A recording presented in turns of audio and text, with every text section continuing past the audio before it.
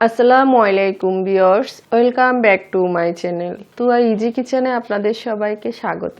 আজ আমি তৈরি করে দেখাবো কোপ্তা বিরিয়ানি। খুবই মজার একটা রেসিপি। ঈদ উপলক্ষে এটা করতে পারেন, ফ্যামিলির সবাই খুবই পছন্দ করবে। তো আশা করছি আমার রেসিপিটা আপনাদের ভালো লাগবে। চলুন মূল রেসিপিতে যাই। এখানে আমি বোনলেস চিকেন নিয়েছি 500 গ্রাম, আর চিকেনগুলোকে এভাবে ছোট ছোট করে কেটে নিয়েছি। এখন আমি এগুলো একটা ব্লেন্ডার জগে নিয়ে নিচ্ছি। দিয়ে দিলাম একটা কাঁচামরিচ, ঝালটা আপনাদের পছন্দ মতো কম বেশি করতে পারেন। দিয়ে দিলাম সামান্য পেঁয়াজ কুচি আর সামান্য পুদিনা পাতা। এখন সব একসাথে আমি ভালো করে ব্লেন্ড করে নিব। তো দেখতে পাচ্ছেন আমি এগুলোকে সুন্দর করে একদম মিহি করে ব্লেন্ড করে নিয়েছি। এখন আমি বাকি মশলাগুলো অ্যাড করব। আদা বাটা দিয়ে দিলাম 1 চা চামচ, রসুন বাটা দিয়ে দিলাম 1 চা চামচ, হলদির গুঁড়ি দিয়ে দিলাম 1/4 চা চামচ, মরিচের গুঁড়ি 1/2 চা চামচ, জিরার গুঁড়ি 1/2 চা চামচ, ধনিয়ার গুঁড়ি 1/2 চা চামচ, গরম মশলা 1/2 চা চামচ, গোলমরিচের গুঁড়ি 1/2 চা চামচের থেকে একটু কম, লবণ দিয়ে দিলাম 1/2 চা চামচ, টমেটো সস দিয়ে দিলাম 1 টেবিল চামচের মতো, বেসন দিয়ে দিলাম 1 টেবিল চামচ। এখানে আমি 2 পিস পাউরুটিকে পানি দিয়ে ভিজিয়ে পানিটা চিপে নিয়েছি, আর এটা এখন দিয়ে দিচ্ছি। সয়াবিন তেল দিয়ে দিলাম 1 টেবিল চামচের মতো।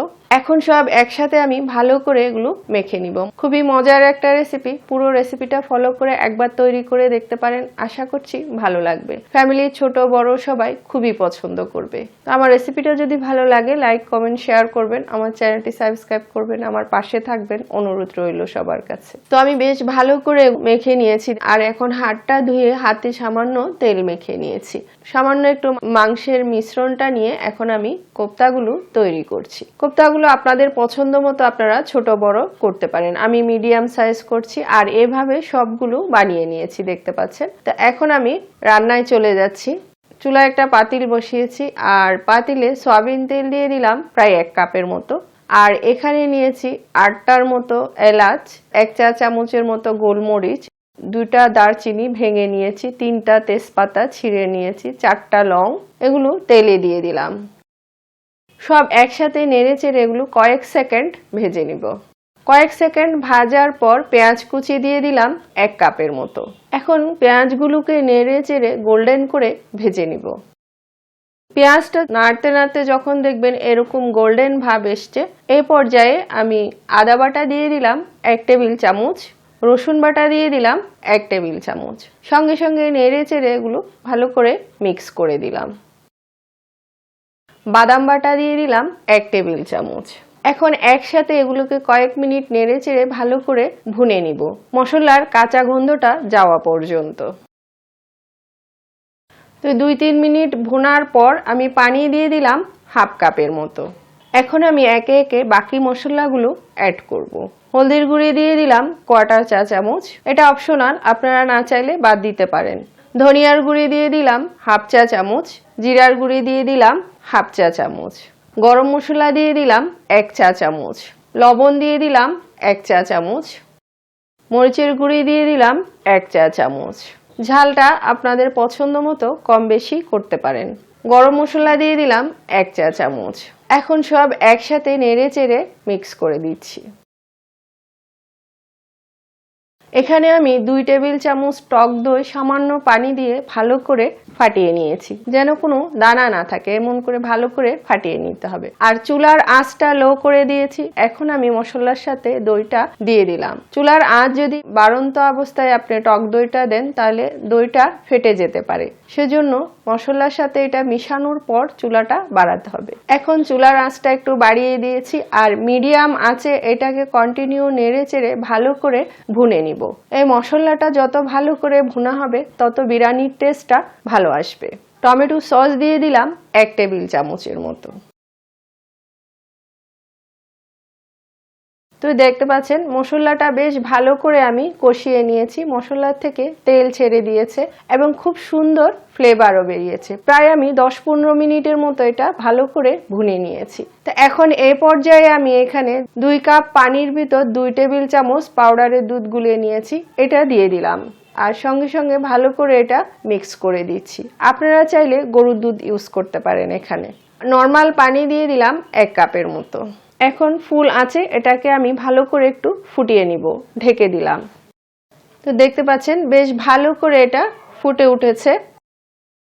এখন আমি কোপ্তাগুলো এখানে দিয়ে দিচ্ছি।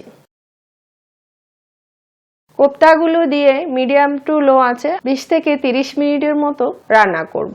চিনি দিয়ে দিলাম 1 চা চামচের মতো, ঢেকে দিলাম। ফিরে আসলাম 30 মিনিট পর।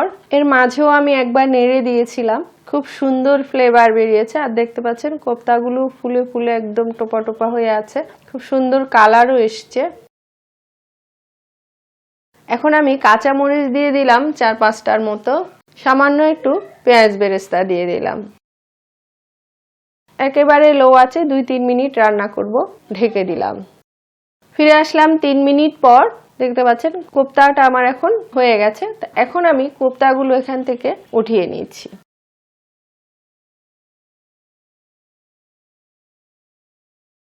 কিছুটা ঝোলও আমি কোপ্তার সাথে নিয়ে নিলাম। আর এখানে যে বাকি মশলাটা আছে এটাতে আমি এখন বাকি রান্নাটা করব। এখানে আমি 500 গ্রাম পোলাও চাল 15 মিনিট আগে ধুয়ে নেটে রেখেছি। দেখতে পাচ্ছেন পানিটা ঝরে একদম ঝরঝরা হয়ে গেছে। তো এখন আমি এটা দিয়ে দিলাম মশলাগুলোর সাথে। মিডিয়াম আঁচে নেড়ে চেড়ে 2-3 মিনিটের মতো এই মশলার সাথে ভুনে নিব। এভাবে যদি চালটাকে একটু ভুনে নেন এতে করে বিরিয়ানির টেস্টটা খুব ভালো আসে, আর বিরিয়ানিটা একদম ঝরঝরা হয়, মানে নরম হবে না, আর টেস্টটাও খুব ভালো আসবে। ঘি দিয়ে দিলাম 1 চা চামচ।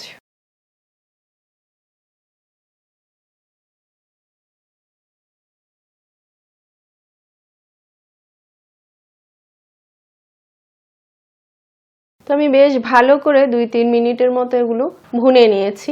এখন আমি ফুটন্ত গরম পানি দিয়ে দিচ্ছি। পানি দিতে হয় চাল যতটুকু তার ডাবল। তো আমি প্রায় 1 লিটারের মতো এখানে পানি দিয়েছি।